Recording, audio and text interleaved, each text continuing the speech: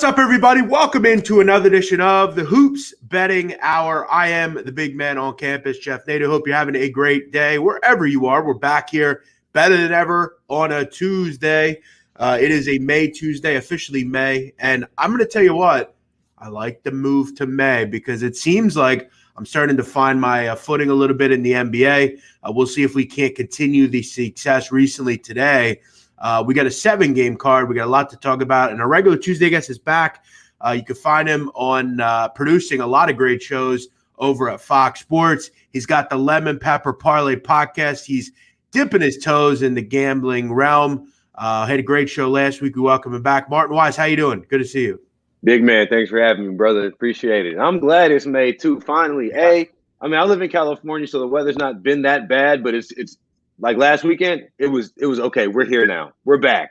And It's like the NBA starting to make a lot of sense. With the play-in games, you got teams that are like the 8th and 9th seed that are actually still trying right now. So I think it's a good time for the league right now. I think I'm looking forward to this next 17 days before the playoffs. Yeah, it starts to seem like in general in this country, it's starting to see like we're starting to finally get to the end of all this, and we got a lot to look forward to. So, let's keep knocking on wood that everything keeps figuring it out. But you're starting to see fans and events. You're starting to see people excited about life again. And you're right, the NBA is starting to kind of fall into place. And I tweeted this on Sunday, and I'm sure you agree. That Bucks-Nets game was terrific, and absolutely, that's a harbinger of things to come, at least in the East. We know the West will be interesting. We got, obviously, the LeBron stuff, the Lakers, and, will the Suns and the Jazz keep up what they've done all year? It's going to be a great playoffs, and it's going to be a great end to the season. Looking forward to it. Yeah, me too. We welcome everybody in. We thank everyone for checking out the show. The show continues to gain momentum, and the subscriber count continues to go up, which is helpful. If you're enjoying this show, you like what you see, you're checking it out on a replay, make sure you hit the subscribe button so you never miss an episode. I am here every day, noon Eastern.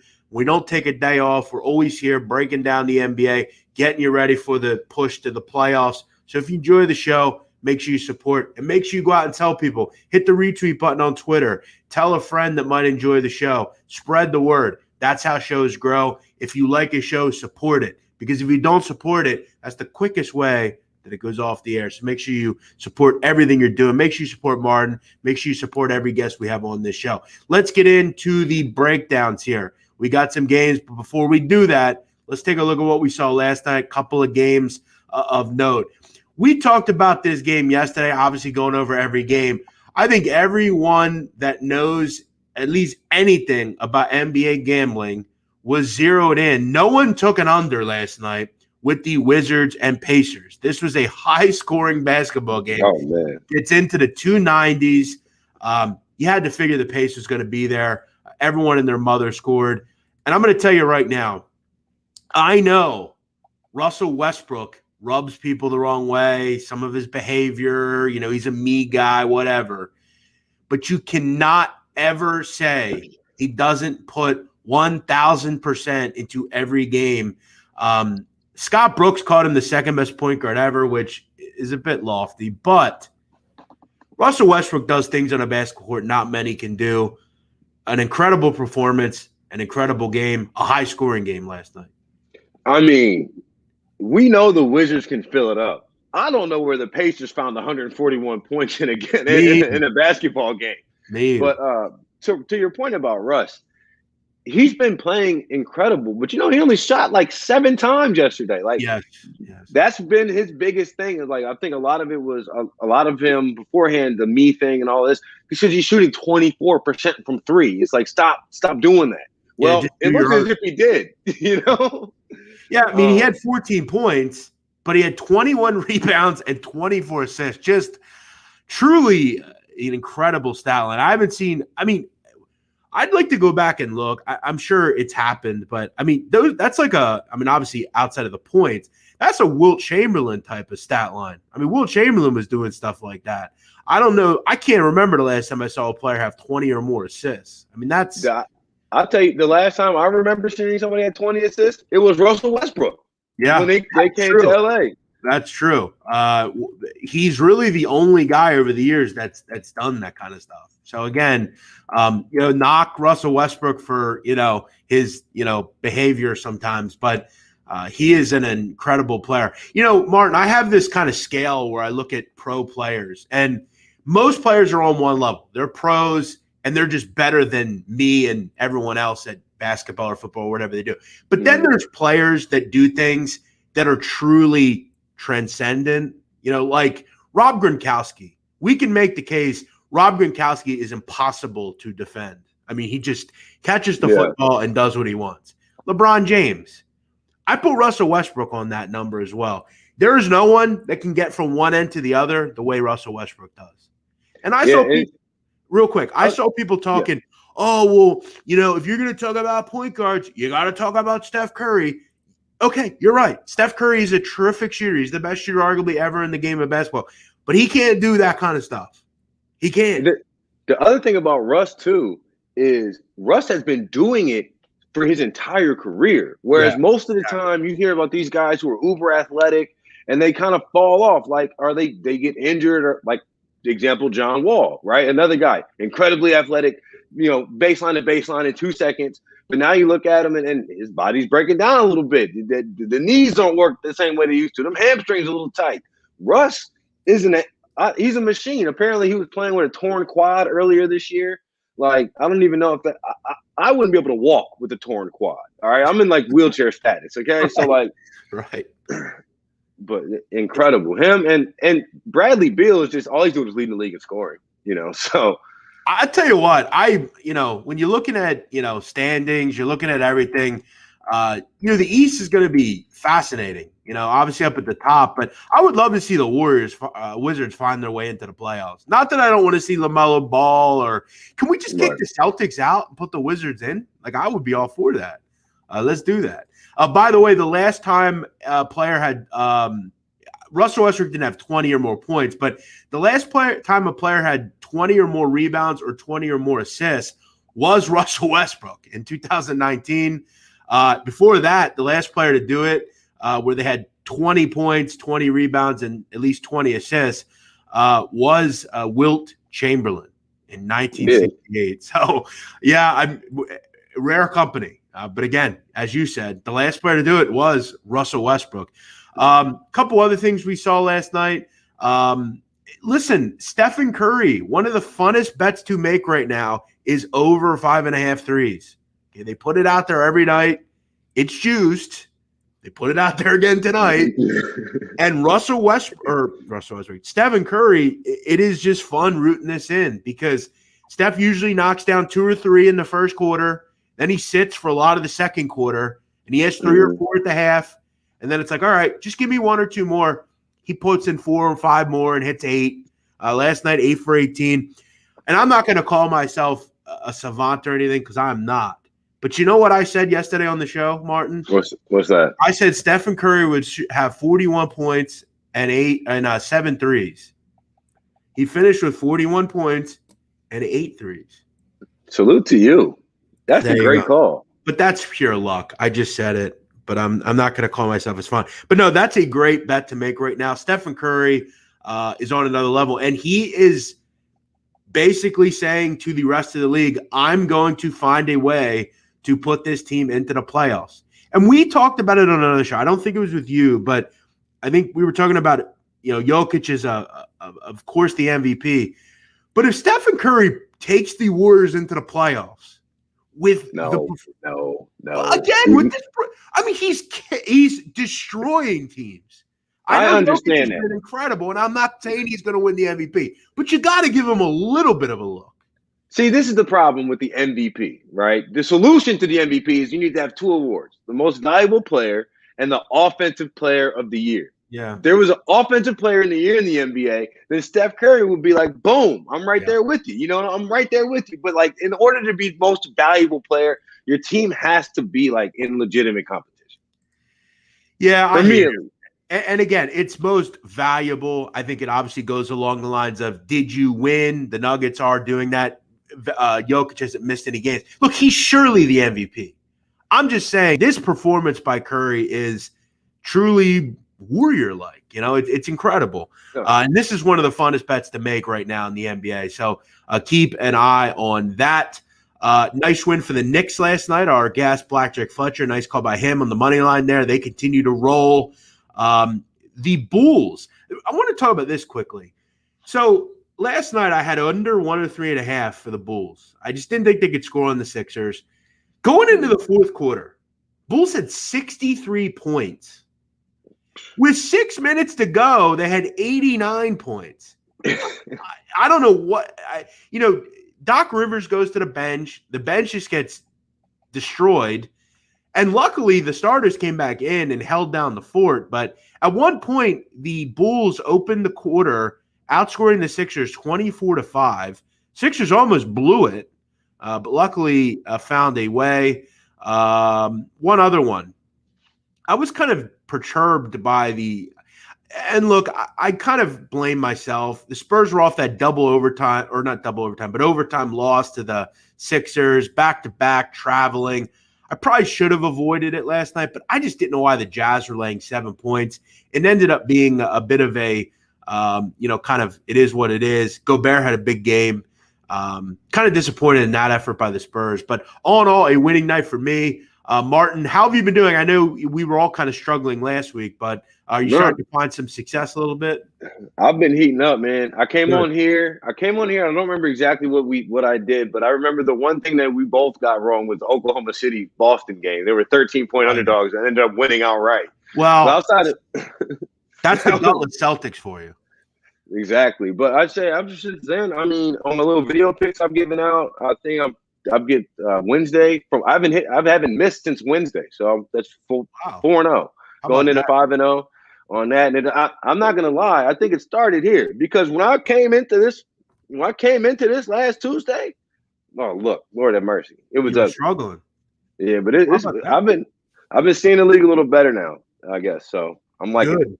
Well, listen, we don't get too high. We don't get too low. It's, as you know, in this business, you got to ride the waves. It's like a roller coaster. I don't ride roller coasters, but I ride the betting roller coaster. Occasionally you go down. You got to see the rain. Sun comes. April showers bring May flowers, as they say. Hey, how about it was that? raining for me in April. Okay, so let's turn it around in May. Yeah. All right. Well, look, let's get into it here on a Tuesday. We got the couple of kind of home and homes here. A couple of rematches from the last day or two. Let's start it off with a game that is not a rematch. Charlotte heading on the road to take on the Detroit Pistons. This line is all over the place. When I capped it, it was 6.5. It's now down to 4.5. Now, again, I have not checked out Twitter, but I'd imagine someone was reported out. This line has moved. Bridges is out for health and safety protocols.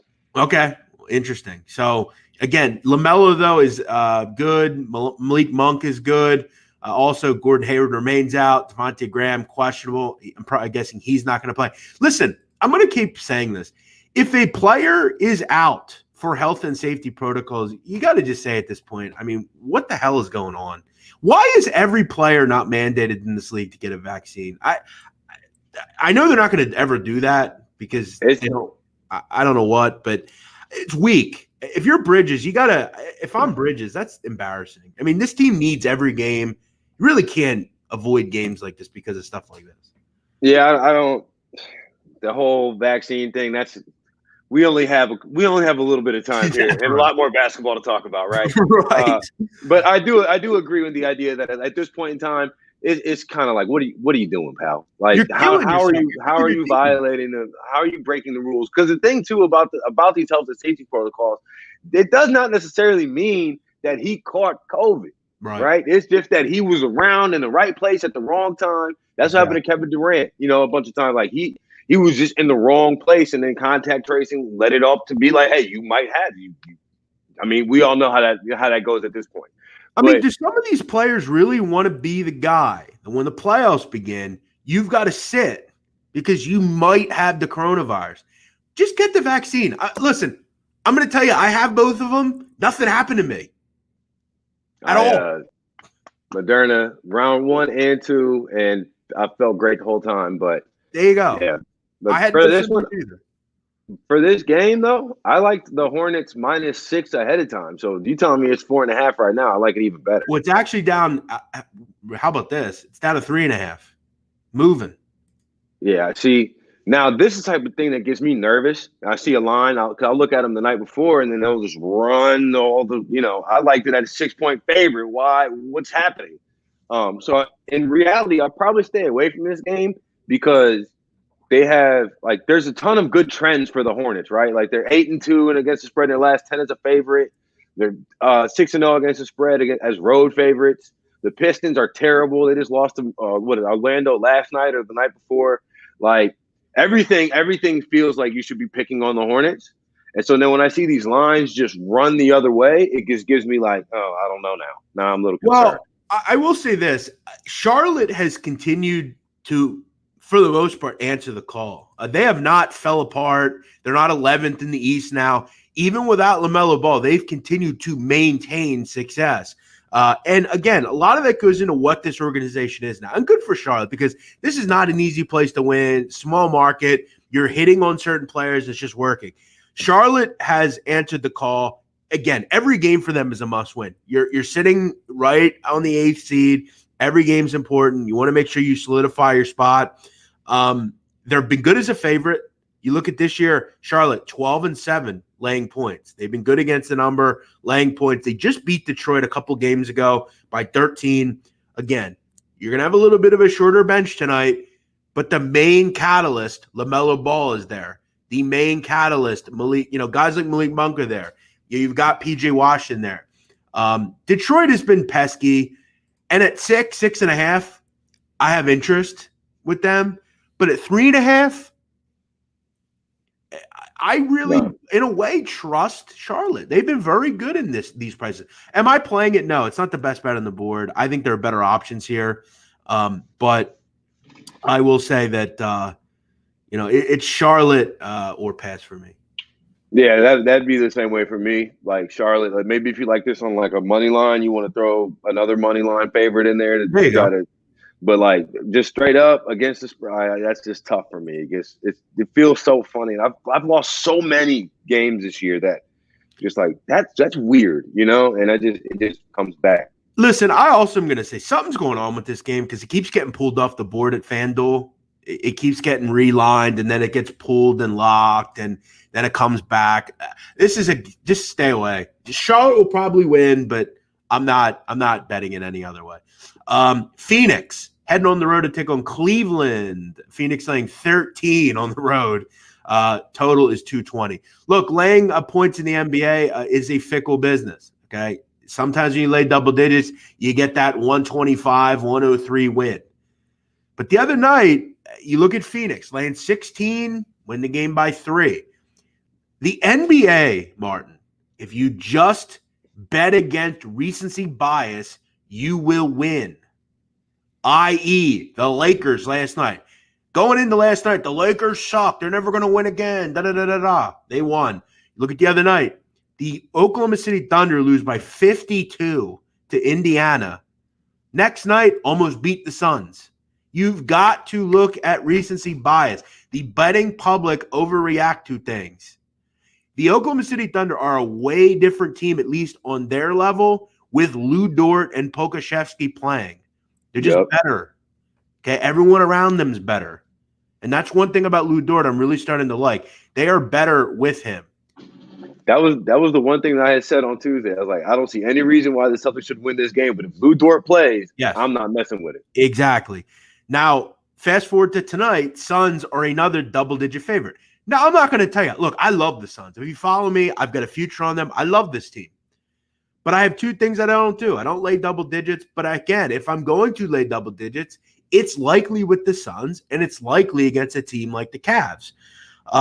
Suns are very good against the number. They've been very good against the number all year. Couple of notes. Darius Garland out. He's not going to play tonight. This Cavs offense is dreadful. They've scored 110 or more once since April 10th. It's basically a calendar month. This offense is awful. They're the worst scoring team in the league.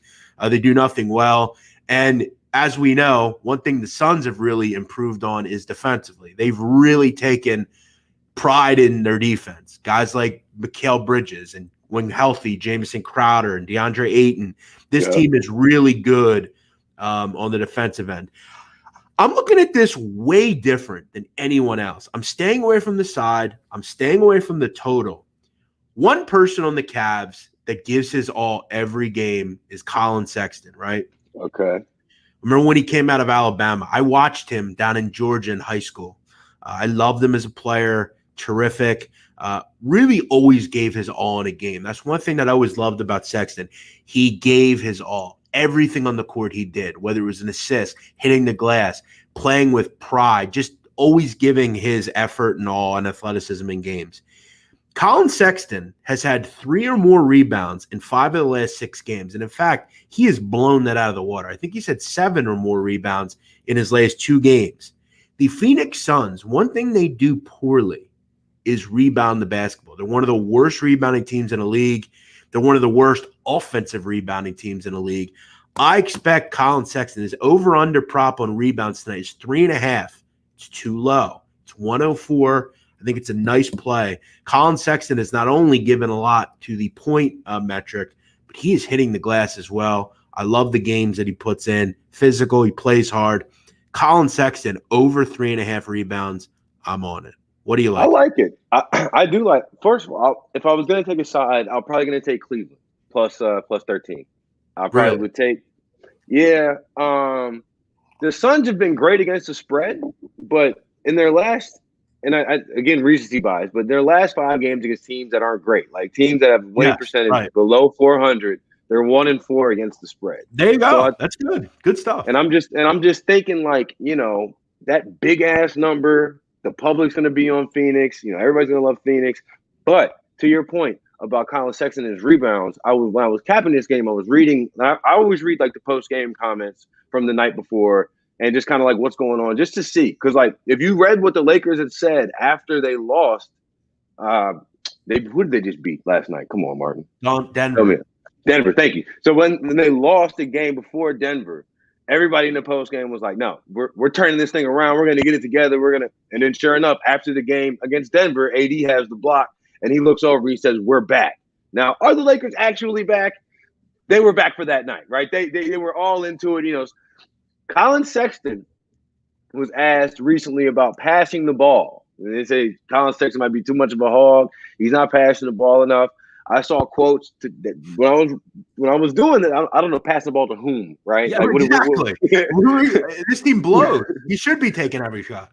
But so it just makes me wonder what his points are, what his rebounds and assists are. Because if 3.5 are rebounds, you might be able to get it on the assists as well. Because I think he's going to have a concerted effort to try to move the ball and set guys up to score in this game. Well, let me see here. I don't know if I can get a rebounds and assists. I'm going to definitely attempt to find it here. I can do points, rebounds, and assists. That would be 33.5. Listen, I think he probably gets the 25 points. I'm thinking he probably has 5 boards. You're going to need 4 or 5 assists. Look, he is all they have right now. And look, that's one of the – I just kind of centered in on the fact that Phoenix doesn't rebound the basketball. They're just not real set in doing that. But, I think you make a good point. I think, listen, all in all, it's going to be a concerted effort for Colin Sexton. They don't have many other options. No, that's Shetty it. Osman, Jared Allen, he's not an offensive, big time. But he, again, can catch the basketball around the rim and finish. So, I didn't look too deep at that one per se, but zeroing in on just anything Colin Sexton, I think makes a lot of sense here. Weirdly enough, 220 struck me as a bit high here, but I will say I've had a lot of, at least from a personal standpoint, unders are tough to pack in the NBA, man. You have to get, you just have all that nonsense at the end of games. Memphis, the last couple of nights with totals have been brutal if you've watched their games. But, it's just tough because we see it with the Cavs and the Thunder and the Rockets and just these bottom-end teams. They hang around for a while, and then they just get blitzed for like 6 or 7 minutes and lose by 15 every game. But I think you made a good point about the Suns' efforts against poor teams. and it's a decent angle. So I don't hate it. But I'm going to go Sexton over 3.5. Martin Weiss leans to the Caps plus the big number. Drew Dowdy says, long-time follower, I don't recall you digging into player props. You've been spot on. Hey, thanks, man. Appreciate that. Yeah, I think the best advice I'd give to a gambler is even if you're not listening to people, always put it in your head, always learn from others. And you know what? I feel like for me, I've always been good. I love drafts and things like that. So I've always been good with scouting and how players are going to play and personnel and just kind of zeroing in on things. So, yeah, it's been fun. And I think when you can't find an angle in a game per se from a side or total, maybe just try to find one player and say, you know what? I'm going to run with that guy. Especially like if you're betting on like the Steph props, right? Like the ones that are like going to, I don't say going to happen. You're going to have a shot. Like you're gonna have fun with it. Yeah, it's gonna be fun, right? It's gonna be fun. Yeah, exactly. I will say though, there is nothing worse, and I've had it happen. I had Bradley Beal over a couple of nights ago. It was a blowout. Bradley Beal didn't play in the. That's what sucks about props sometimes. I've always said we've talked about this on the show recently. If they had first half props, I don't think I'd ever lose because. Really? Yeah, okay. Because I don't have to worry about the goddamn blowouts. But hey, thanks, man. Jack Leonard says, great selection on guests recently. Keep it up. Thank you, Jack. Appreciate that. Listen, I'm going to tell you right now, if you get on this show, I co-sign you because every person I get on here, I love. I love them as handicappers. They do great jobs. I'm not bringing on anyone that doesn't know what they're talking about. They have some shill they're running. We're not doing that here. We vet every guest. Appreciate you. Thank you, man. All right, let's go to the next one.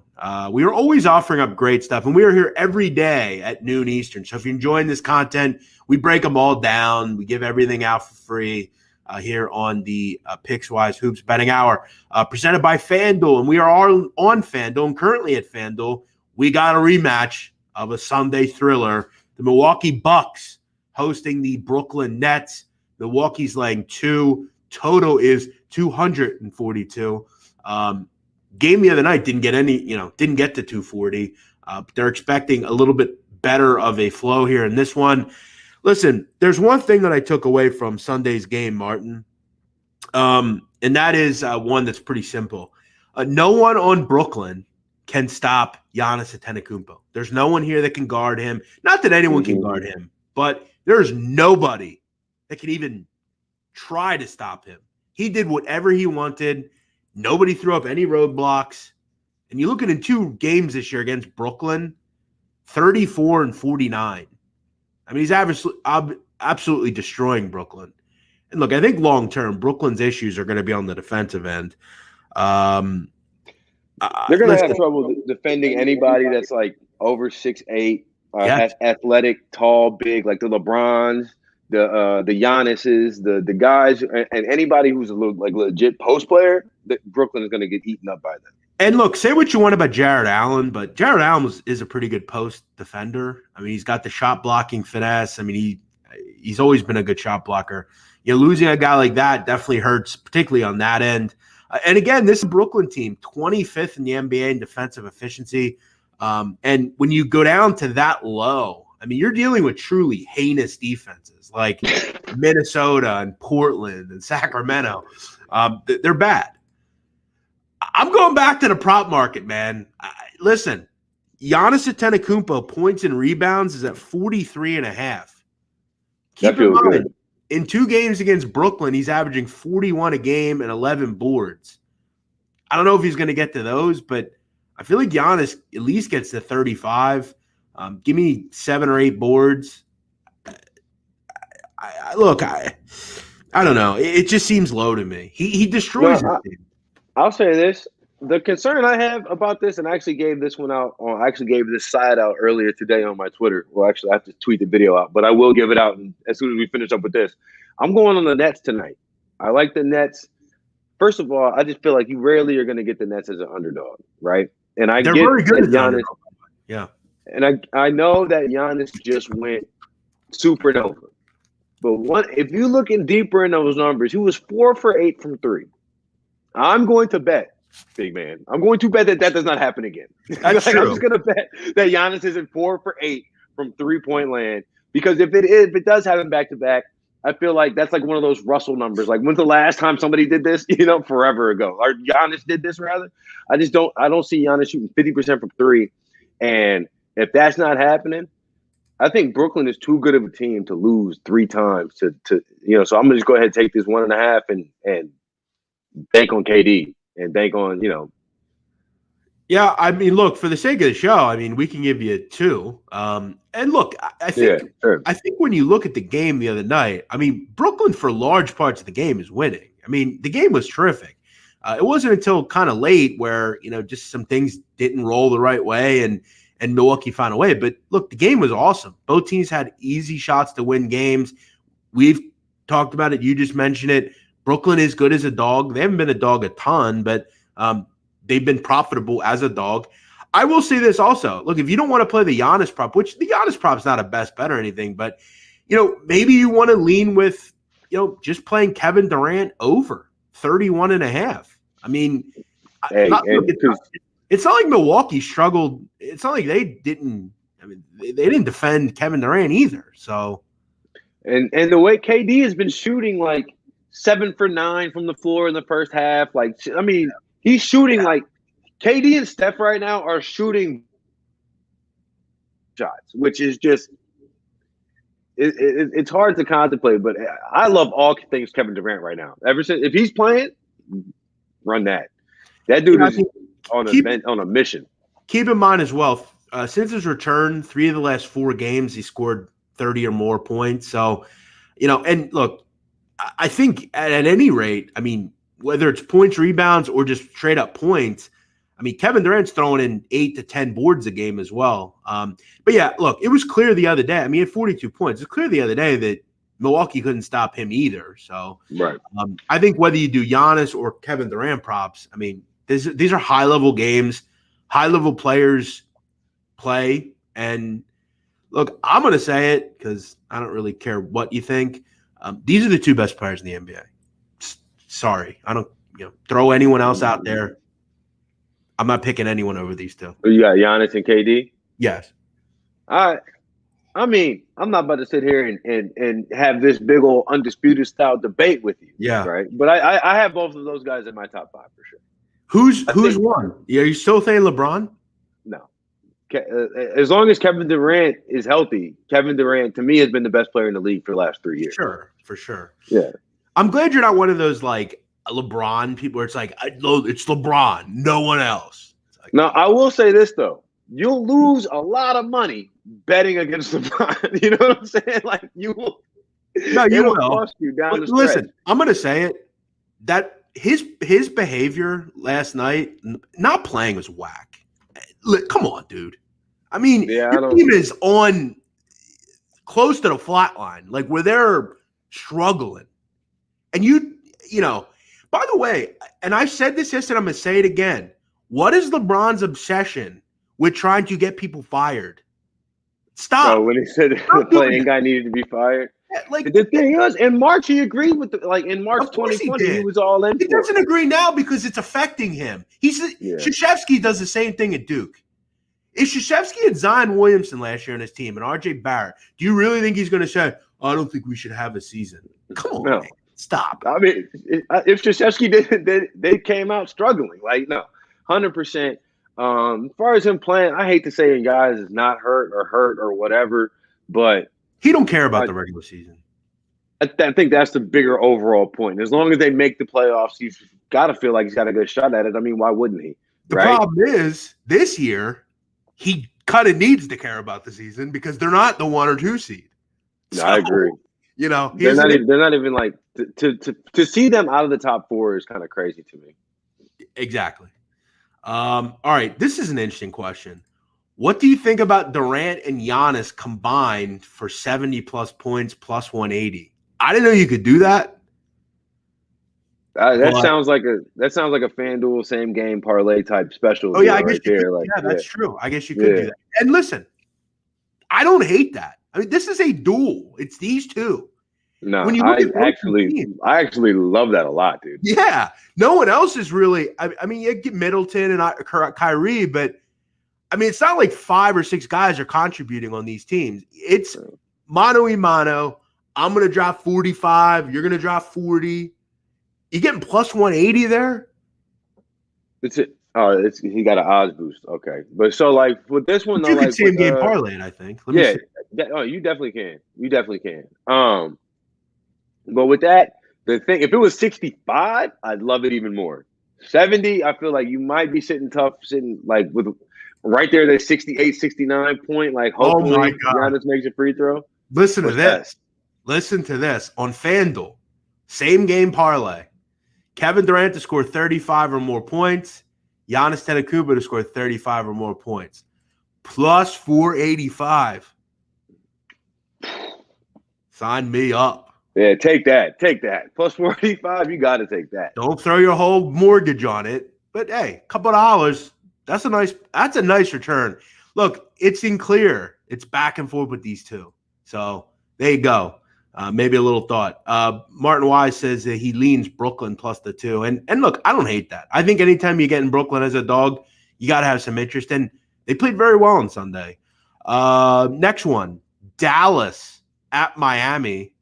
Miami lane 3.5, total 216. All right. Listen, I'm going to do it again. I've been kind of really skeptical as to whether I want to back unders. But I look at these two teams. Miami, we know, is very good defensively. Dallas has been a top 8 defense all season. Really have been good on that end. Really have taken pride this year in defending. When you look at pace, these are the 2 slowest teams in the league. Yeah. You look at just the fact that Dallas has been awesome against, at unders this year. I think they're the 3rd best in the league in unders. They've been awesome. No Porzingis. I'm going to go under 216. I felt like this one was kind of like 108, 103, something like that. I think it's a really kind of not old school Eastern Conference type of game, but kind of in a way. I think it's going to be a slow tempo slog fest. I lean with Dallas just because I think at the end of the game, the person to give you a bucket is Luka Doncic, and I trust Dallas's offense just a little bit more. But I like under 216 here. I actually am leaning Heat -3. What did you say? It's 3.5? 3.5. Yeah. So I'll go ahead and take Heat -3.5. In fact, this would probably be my other money line that I would parlay with the Hornets money line. Both of these games, I think Miami will win this, and I think Charlotte obviously will beat. Who do they got? Charlotte will beat. Yeah, thank you, Detroit. But with the Heat, I don't know, man. It's just something, and maybe I just have bubble recency bias in my head. But I've been waiting for them to turn a corner of some sort all year. Yeah. They're not going to turn. I don't like this. This is what we got, right? But there's something about they're 5-1-1 against the spread in their last 7 after allowing 100 points in their previous game. So I try to take that trend and actualize it. What does that mean? It means when they go out and lose, right, or they go out and play poor defense, they come back the next night and then they come back and they're ready to play. Especially with a team like Dallas, Tim Hardaway Jr. got really hot. I want to say it was against Detroit over the weekend. He started to heat up, but Dallas is so Luka dependent that for one night, I could see where a Miami team, especially off of a game where they didn't defend well, can come back and be like, we only got to stop this guy and close out a 3-pointers. Yeah. Let's see if we can make it happen. So yeah, that's why I like Miami.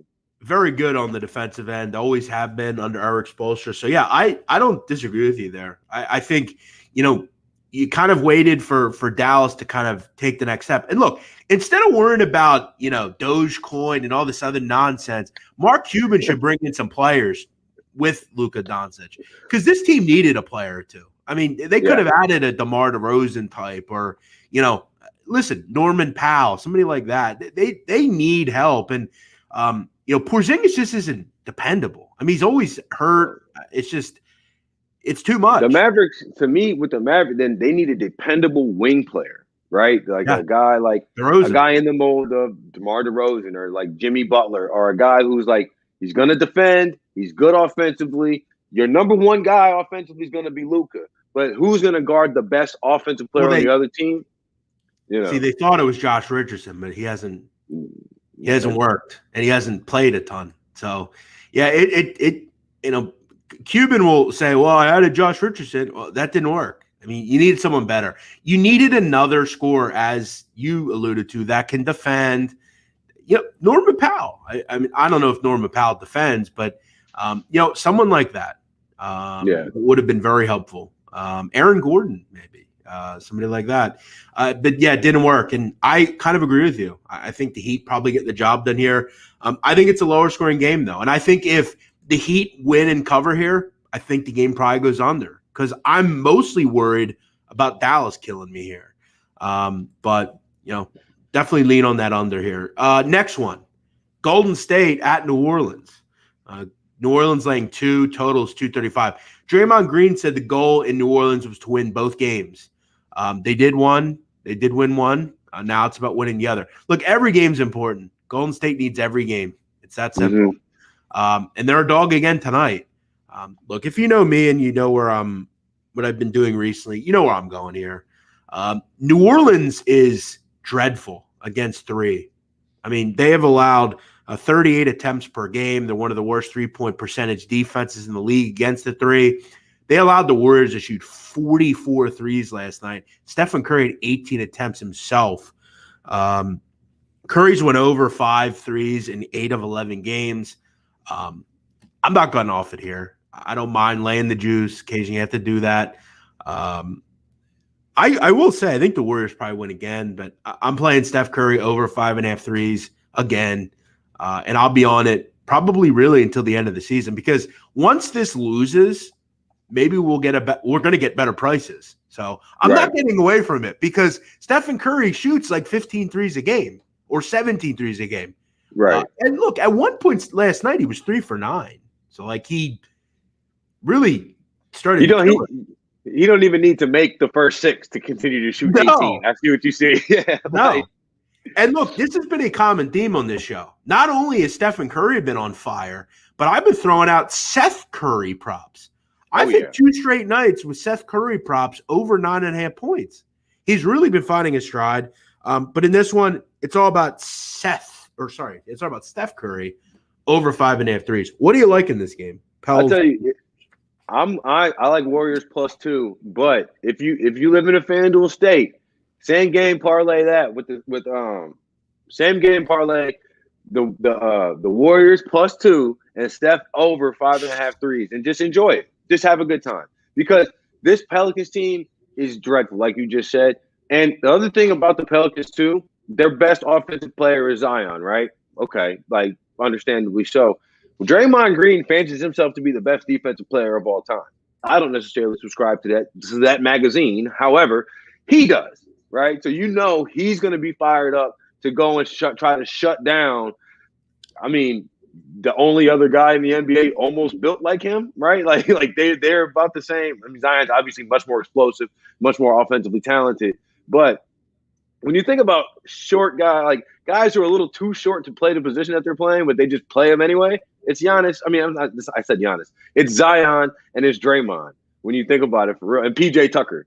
I think the Draymond I think Draymond will come out and have like one of those, 3 points, 10 rebounds, 8 assists, and like just really be quarterback of the defense that whole time against them. Because I asked you, if you read those like clippings, press like from the day before, day after, Draymond and them said they want to win both of these games. Like they're motivated to win both of these games, and I don't think the Pelicans give a damn. Yeah, I don't either. And I think for Zion, his career is going to be, and this is what happens when you are, a top pick. You go to a bad team, you go to a franchise that's not going to win. And look, the truth of the matter is the New Orleans Pelicans are never going to win. Okay, they're never going to win an NBA title. It's like Kemba Walker. He wasted years.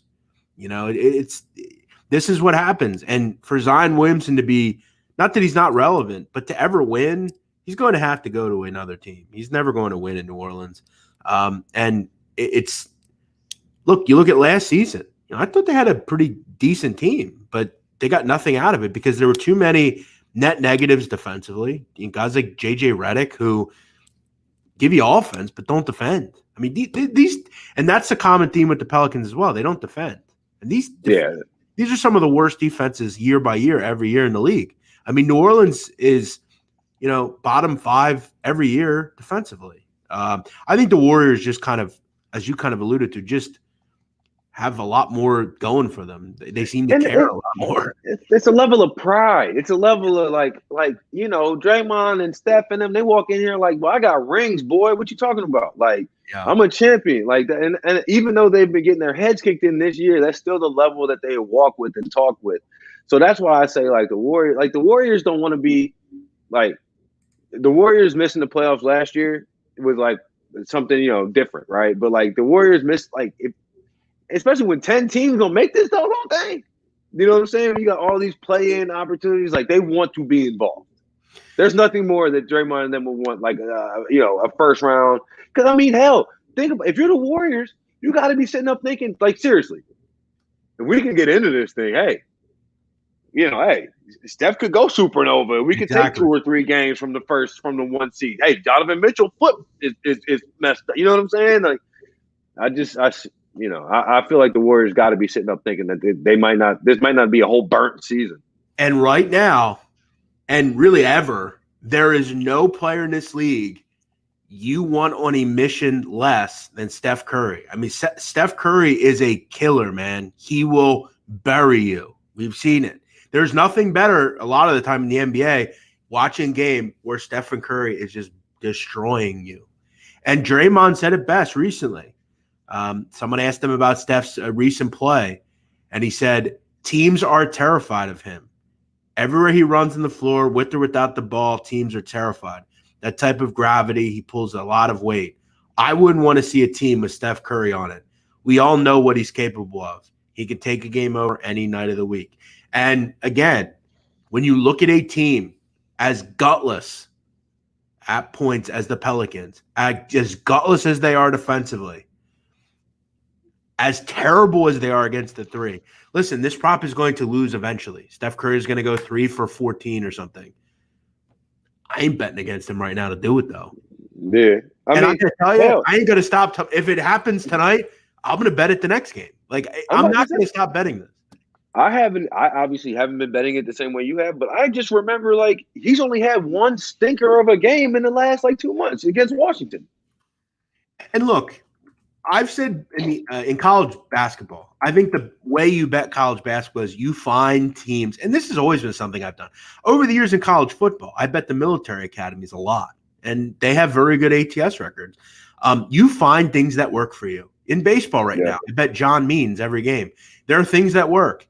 And when you look at a guy like Steph Curry, this is a guy, career in the NBA, that shoots 43.5% from 3. He's arguably, and I don't even know if it's arguably anymore, he is the best 3-point shooter ever. I think when you consider the volume and accuracy, exactly. I think there's no way you can argue otherwise. Exactly. And it's all about volume. The more opportunities you get, Yeah, Nope. You can definitively say nobody has shot as many threes as accurately as Steph Curry has in their career. It's pretty simple. Okay, I've lost a lot of weight, as you know. Okay, if I go work out, any activity I have is beneficial to me.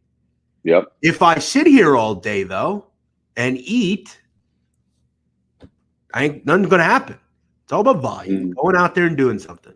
The more threes Steph puts up, the better. Shoot 30 a game. I don't care what you do. Volume is what matters. Okay. By the way, in my opinion, and this is just my opinion because I've heard and I know, it's a shame Drazen Petrovic died because I think he would have been the greatest shooter ever. If you know anyone close to him, he was truly magnificent with the basketball. And in his short time in the NBA, that was proven. Reggie Miller's up there. Ray Allen's up there. But Steph Curry is just incredible. Shout out to him. Next one. We got 2 more games. Been a great show. Really enjoyed this conversation back and forth. If you have a comment or question, step up, say hello in the chat. Feel free to ask us whatever. Sacramento Kings at Oklahoma City. What a dreadful game this is. Total 228. Kings laying 6. 5. Not 6. 5. A lot of injury report here. No Halliburton. No De'Aaron Fox. No Harrison Barnes. Lou Dort is back. Pokusevski's back. Listen, I think I think it was Spread Astaire the other day made an interesting point. For as bad as Oklahoma City can look at times, they're not bottom of the barrel. They do win some games. I think they've won 21 games this year. The Kings are so bad defensively. You got to lean Thunder, right? I just can't bring myself to have an intense opinion about this game either way. Yeah, I hear you. You know what I'm saying? Like, I can't bring myself to really, truly, like, of all, there's 7 games tonight. If of all 7 games, if you bet this one, you better bet the other 6. Okay, like if this is a game that you pick out to bet, then I don't know. Listen, 1-800-GAMBLER, because you need to talk to somebody. Okay. Well, listen, I will say though, because the last game we're talking about, I would say that about. I hate that game. I don't think there's any value. I just, it's boring to me. I actually do think, like, if I could get 6 here, I don't want to lay 6 with the Kings without those 3 guys, with the dreadful team they are defensively. At least the Thunder try when fully healthy. I'll say this. I think the Thunder win. Like, I think they win this game. The Kings suck, and that team's brutal. They're hard to watch. Truly bad defense. It was, especially with no Halliburton or Fox. Like, there's no juice to that. And Barnes, you know, every so often when you bet against the Kings and Harrison Barnes go 7 for 9 from 3 or something ridiculous like that, you know. But like the Kings, I thought they were going to be a lot better this year. They weren't. You know, I was ready for them to like kind of take a step. Fox was amazing, but like too many injuries. Too many injuries, too much COVID, and Oklahoma City, man. I can't bring myself. Every time I see Pokusevski like out there, I'm like, why did I bet on this team? This, you know, it's like this guy is 3 feet. This guy is like 30 pounds. He's 7 feet tall and he weighs 30 pounds. I don't understand why I'm even on this side. What am I doing? So it's like, honestly, and full disclosure, I gamble for fun. Okay. So when I'm like sitting there watching this guy, like Pokusevski and me, I need him to eat a sandwich. And then maybe I can start betting on the Thunder. But right now, that's a complete and total stay away from me. Well, I'll say 2 things. First of which, Pokusevski is fascinating because I remember last year during draft prep, like I look up every player and there are a few that I don't know. And I heard about Pokusevski in Serbia. They were calling him, you know, Kevin Durant, you know, the Serbian Kevin Durant, all this stuff. And I remember watching footage of him. And, you know, over in Serbia, the league is quite good. It's one of the best leagues you'll find. Right. But he played in like a B-level league. And it was like, it was literally in like junior high gyms. Like it was grainy footage. I mean, it looked like during the Cold War or something. It was brutal. But you know, he had talent, but it's like he is super thin and like really just he looks like I don't even like he's got to be like 180 pounds, like 7 foot. It's wild. It's I feel like it's probably physically impossible to be over 7 feet tall and less than 200 pounds. Yeah, but he looks like he looks like he's trying. You know, no, it's crazy. It truly is. But I gotta admit, he's been a factor, man. I mean, he's been a kind of interesting to watch. One other thing, you mentioned the Kings. You didn't think they'd be, you know, thought they'd be better. I did too. Buddy Hield's kind of had a tough season, but I will say this: Buddy Hield just dropped 6 threes the other night in that game against Dallas.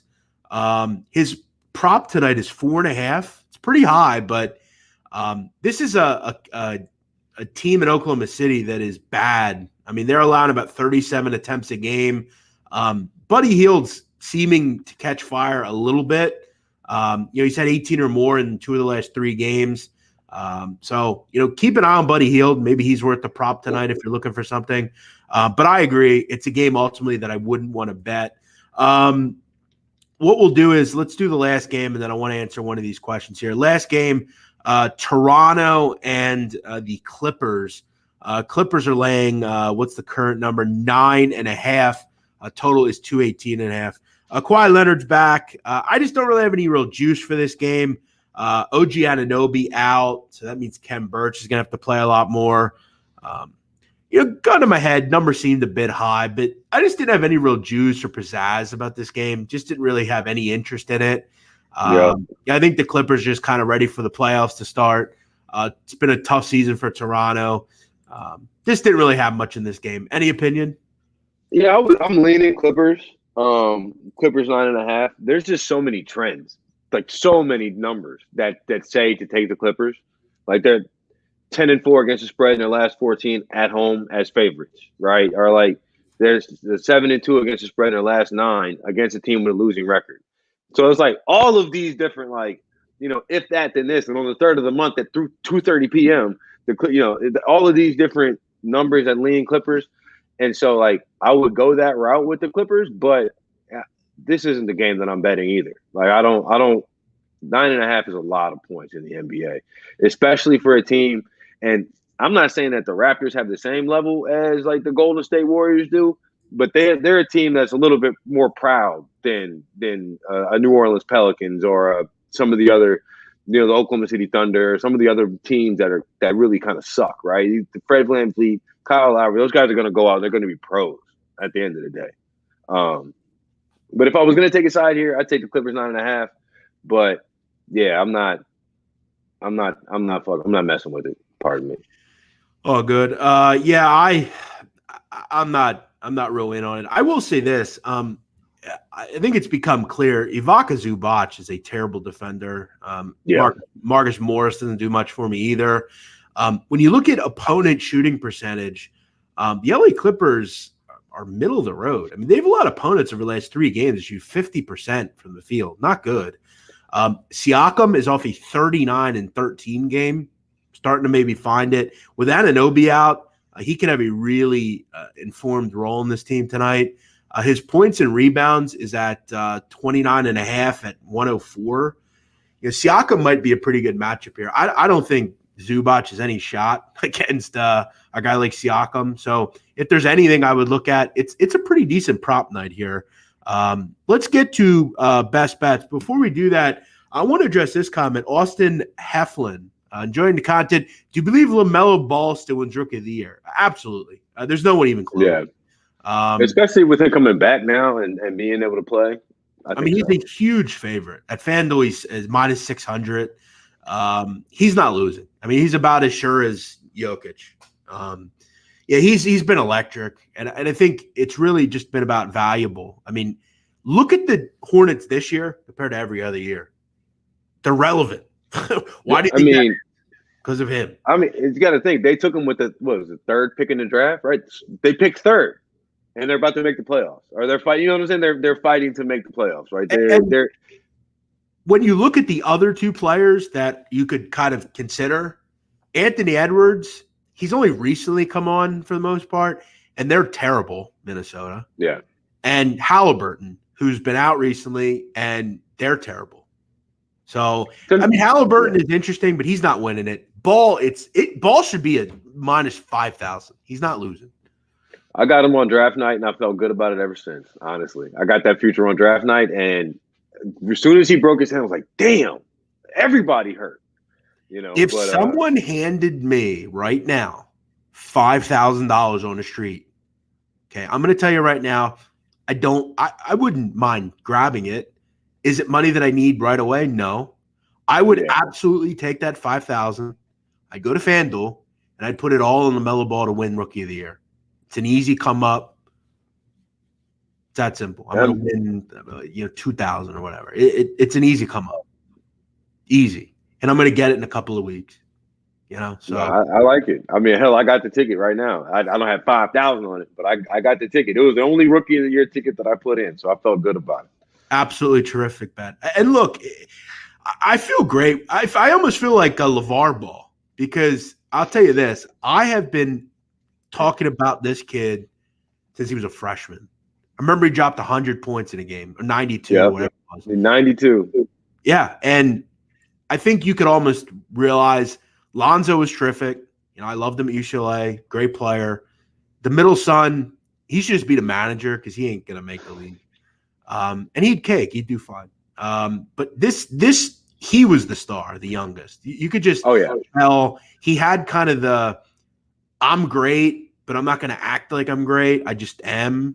And he's really grown up. If you've watched him from Lithuania until now, he's a totally different kid. I think he's kind of matured, and that's the thing. We were looking at a 15-year-old. Exactly.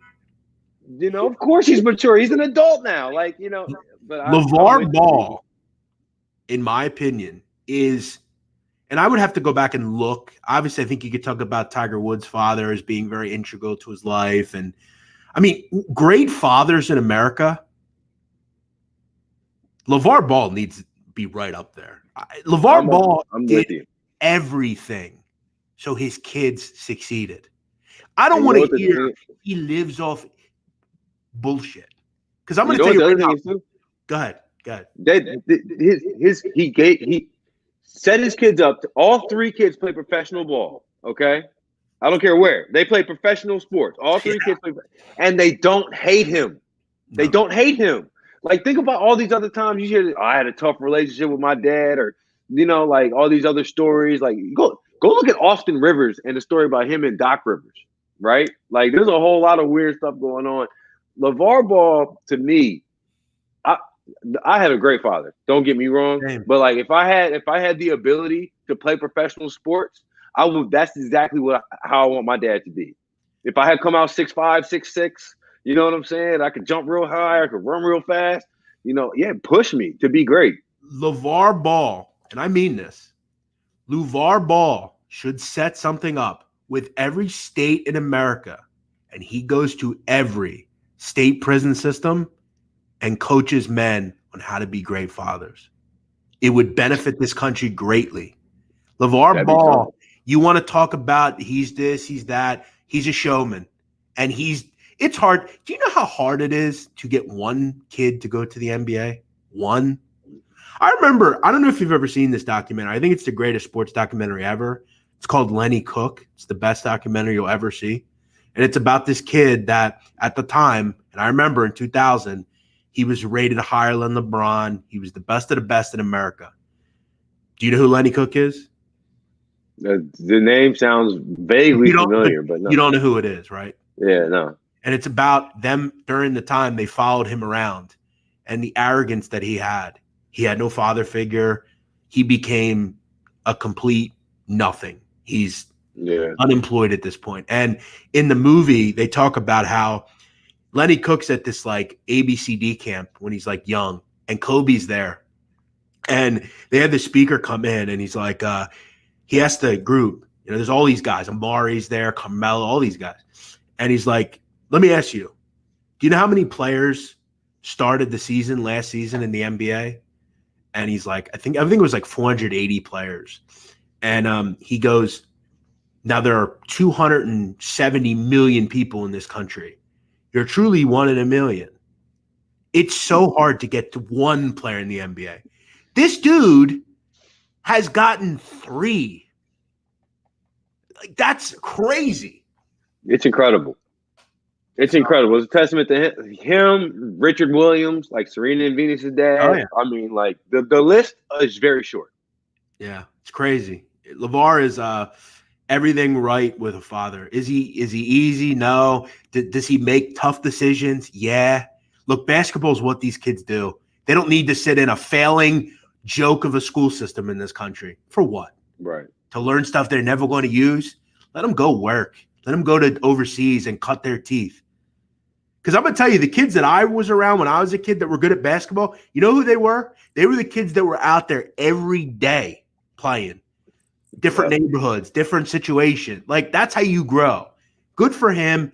He is everything right with this country, and he should be in front of every person that is struggling in America. They should see him because he is a testament to how you behave as a father. Every kid that has a father in this country has a significantly better chance of succeeding with their father around. You know that, and I know that. Absolutely. All right, let's get to a best bet and get up out of here. For me, I'm going to go with a few here. I'm going to go with Colin Sexton over 3.5 rebounds against the Cavs. I really like that matchup for him. He's been very good hitting the glass recently. I am also going to go with Stephen Curry over 5.5 threes. And you know what? I think that's going to be it. I'm just going to go with those two. Really like both props. I'm going to stick with what's kind of been working for me and just stick with those two. Martin, what do you think your favorites are? Is it going to be the Warriors? Is it going to be the Nets? What do you like? Yeah, I'm going. My favorite play in the night is the Nets +2, +1.5, wherever you can get it. I think the Nets will win this game outright, but I call it insurance. If I can get 2 points, I'm taking my 2 points. Okay, sorry, whatever. I've been burned too much this year. I like the Nets +2 a lot, and I think I'm going to take the Warriors +2 plus your Steph over 3.5 or plus 5.5 threes. I'm riding with you on this one. So I'll probably parlay those and just play the side separately as well, just because it just makes me feel better to know. Yeah. You said coming on this show was good for you. If you come on this prop and it loses, you're getting off. You're out. Off this prop. No more. No, I'm only kidding. Listen, I'm also going to say I will have a little throwaway cash on Giannis and Kevin Durant both to score over 35 points at +485. Oh, yeah. I like it. And that's what you get at FanDuel. You get those same game parlays. There are very few books that are going to let you do what I just said. And at almost 5-1, that is valuable. So we'll rock with it. Thanks to everyone for watching. Thanks for everyone checking out the show after the fact. If you enjoy the show, make sure you hit the subscribe button so you never miss an episode. I'm here every day, 12 o'clock Eastern, with guys like Martin Weiss, Blackjack Fletcher, Ski Profit, Ian Cameron, Donnie Wrights, and all sorts of people that love basketball, and we talk about it every day here on PicksWise, presented by FanDuel. We're back tomorrow with another show. Make sure you join us. Martin Weiss, where can we find you on Twitter, and what do you got going on right now? So, at Martin Weiss, which is WEISS. And honestly, Jeff, right now I'm trying to graduate. I finished grad school. As soon as I finish my thesis, I'll be done with grad school. So that's what I'm doing. I never knew that. What? Tell me about that. Where are you at? What are you doing? So I go to USC right now for specialized journalism. No way. Yeah. Good for you. Yeah. My thesis. Here you go. Have a seat for this one. You may be surprised. The impact of gambling. The impact of the legalization of gambling on professional sports is my thesis topic. Well, one of my dreams is to be interviewed by someone about that. So if you want to ever talk to me, I can help you. So, I got you. I actually probably need to do a little bit more reporting on it. I got some good people in there. I got cousin Sal, who's that's pretty popular gambler. Yeah, now, what's your major? Specialized journalism for my master's. Now, did you do that just because you wanted to do it, or what was the reason for extending your education? Well, Jeff, it was a pandemic outside. You were bored. it was a mix between I was bored and I was trying to transition to do more things like this at the time, right? And so those opportunities were, in March I got in grad school February, so then March happened, and so the opportunity that I was just going to be bumping into, me and you and I just bumped into each other, quote unquote, online. And now here we are. Those opportunities I felt were few and far between because sports didn't even exist this time last year. We didn't know how much longer we were going to be doing this. We were sitting up talking about The Last Dance like it was new,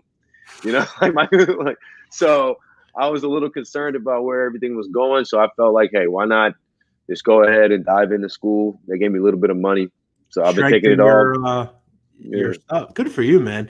Hey, I've thought about that. And people will laugh at what I'm about to say, but it is a dream. Everyone to me, I'm only tailored to gambling. I can't talk about anything else. But one thing that I find fascinating about our country is you can learn about whatever you want, right? And my dream, truly, is to go to school, just to do it, get a law degree, and go into politics and try to change something, I'd be the wildest candidate since Donald Trump, but I will be the first politician that actually makes change. That would be fascinating. Good for you for continuing your education. It's a pipe dream. I'll never become a lawyer probably, but it would be fascinating to become one, just to know things. Educate yourself, people. Martin's doing it. Educate yourself. Instead of sitting there watching these idiots on reality TV, go out and learn a little bit. Read a book. That's helpful. Big world out there. Exactly. It's a big world. Good for you. All right. We'll see you next week, Martin. Thanks as always for coming on. Great conversation. Great basketball talk. Look, join us every day here on the Hoops Betting Hour. I'm the big man of campus. He's Martin Weiss. Have a great night. Appreciate it. Good luck.